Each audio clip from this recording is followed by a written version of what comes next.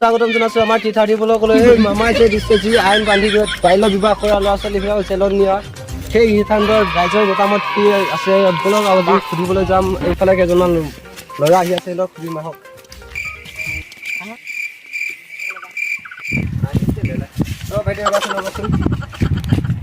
মামাই যে যি আইন বান্ধি দিছে সেই আইনখন আপুনি কেনেকুৱা পাইছে? বহুত ভাল পাইছোঁ। মামা মোৰ কাৰণে ভগৱান। মামাই যি কৈছে বহুত ভাল কৈছে। মোৰ মানে এক্সেজনী আছিলে, বেলেগ এটাই পলাই লৈ গ'ল হয় নেকি? তাৰপিছত মামাই তাক জেলত ভৰাই দিলে। মই বহুত ভাল পাইছোঁ। মামাই যি কৈছে বহুত ভাল কাম কৰিছে, তাক থানাত সোমাই পিনে। এনেও মোৰ শত্ৰু আছিলে, মই বহুত ভাল পাইছোঁ, বহুত হেপী। আই লাভ ইউ মামা। আৰু তুমি কি ক'বা ভাইটি? মোৰ কিন্তু মামাৰ বিষয়ে বেয়া লাগিছে। কিয় বাৰু? মোৰ কিন্তু মামাক বেয়াত খং উঠিছে। কিয় বাৰু? বহাগত বিয়া পাতিম বুলি ভাবি আছো, মামাই ইয়াৰ কি আইন কৰি দিলে। ইমান এইটোতো ভালেই হৈছে ন? আৰে ভাল ক'ত আছে, ইমান কষ্ট কৰি পইচা গোটাইছিলো বিয়া পাতিম বুলি। ভালে আছে দে পইচাখিনি, এতিয়া কেটিএম এখন কিনিলে চব ছোৱালী চেনিহে খাব লাগিব আৰু। তাৰমানে ভালেই হৈ গ'ল আৰু ন?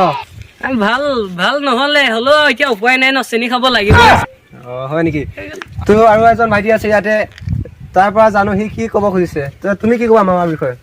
মই কিবা এটা ভাবিছো, কথা এটা। কি কথা? মামাই সেইকাৰণেতো ডাঙৰ ডাঙৰ হস্পিটেল বনাইছে, কিন্তু মানুহ নাথাকে, ফাৰ্মাচী থাকে। অঁ এইজন ভাইটিয়ে কৈছে এতিয়া, কিন্তু কি ক'লে মই বুজি নাপালোঁ। আৰু ইফালে আহি আছে কেইজন ল'ৰা, সিহঁতক সুধিম আৰু বেলেগ বেলেগ মানুহ আহিব, সিহঁতক সুধিম। তেনেহ'লে বলক।